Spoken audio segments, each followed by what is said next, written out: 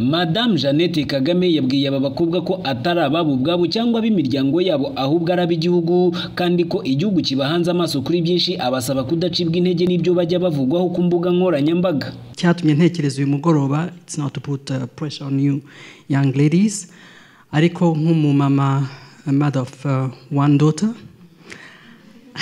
I feel your mothers. Mu mwanya muto mbona nagiye nkurikira amarushanwa mwari mazemwe igihe, I felt the pressure umubyeyi yagira, ndahangayika kubona abana bangana nkamwe, urubyiruko ruhawe platform meze nk'iyi ngiyi, mwakomeje kunshimira, ariko honestly I want to commend you. You are brave.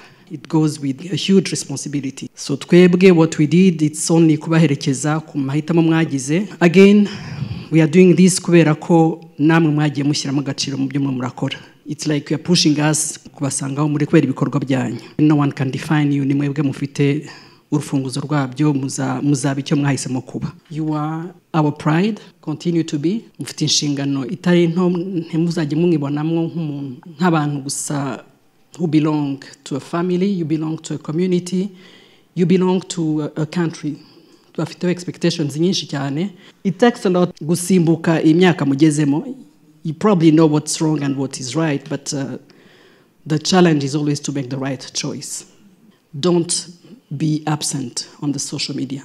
Speak for this country that shed so much blood for us to be where we are here. Baganirijwe na benshi batandukanye barimo na Ministri wa Sport Aurore Mimosa Munyangaju wababwiye ko bagomba gutera imbere kandi babishoboye. Mwahisemo kuba ba miss, mwahisemo kuba public figures.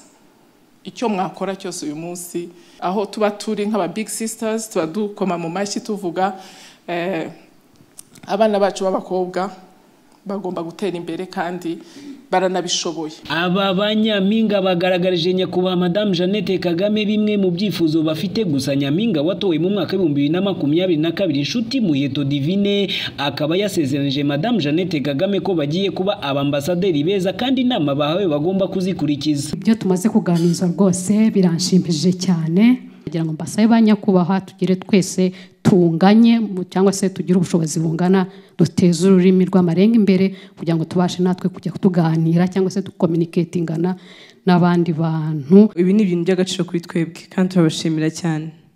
Turabizeza yuko turi abantu bumva, turi abakobwa bumva kandi cyane.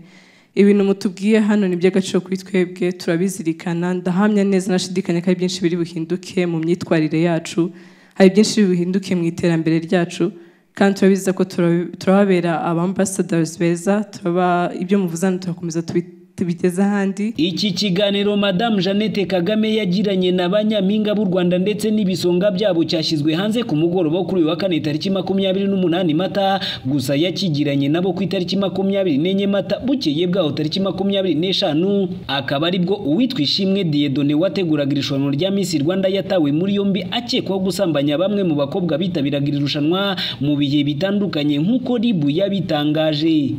IBARUSHIMPUHWE Christian, BTN TV, i Kigali.